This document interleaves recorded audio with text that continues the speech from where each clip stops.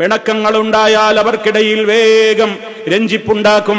മകൾക്കും മരുമകനുമിടയിൽ എപ്പോഴെങ്കിലും അസ്വാരസ്യങ്ങളോ സൗന്ദര്യ പിണക്കങ്ങളോ കണ്ടാൽ ഉടനടി അതിൽ ഇടപെട്ടതിന് ഉടനെ പരിഹാരം കാണിച്ചിരുന്നു.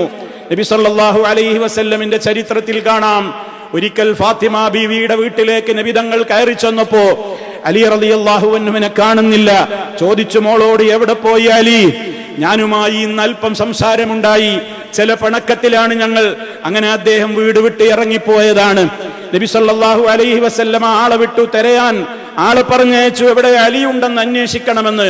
അവസാനം വിവരം കിട്ടി മദീന പള്ളിയിൽ കിടന്നുറങ്ങുന്നുണ്ട് എന്ന്. അള്ളാന്റെ റസൂല് ഓടിക്കതച്ചുകൊണ്ട് അങ്ങോട്ട് കയറി ചെന്നപ്പോ അവിടെ കിടന്നുറങ്ങുകയാണ് ആ മണ്ണിൽ.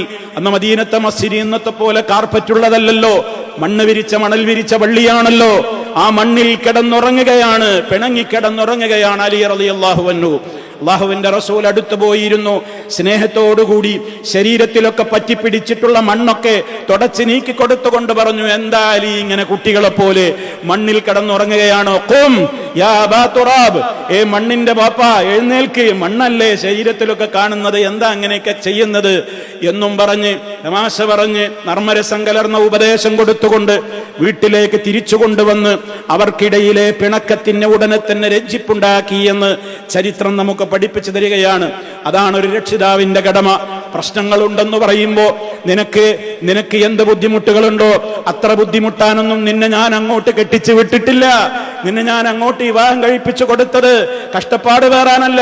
മോൾക്ക് പറ്റൂലെങ്കിൽ വേഗം ഇങ്ങോട്ട് പോര്, ബാപ്പാക്ക് നീ വലിപ്പേറൂല, ബാപ്പാക്ക് ഇവിടെ ആളൊന്നും അധികാവില്ല, ഇങ്ങോട്ട് പോര്, എന്തിനാ അവിടെ ആട്ടും തുപ്പും കേട്ടുകൊണ്ട് നിൽക്കുന്നത് എന്നൊക്കെ പറയുന്ന രക്ഷിതാക്കൾ ചിന്തിക്കുക.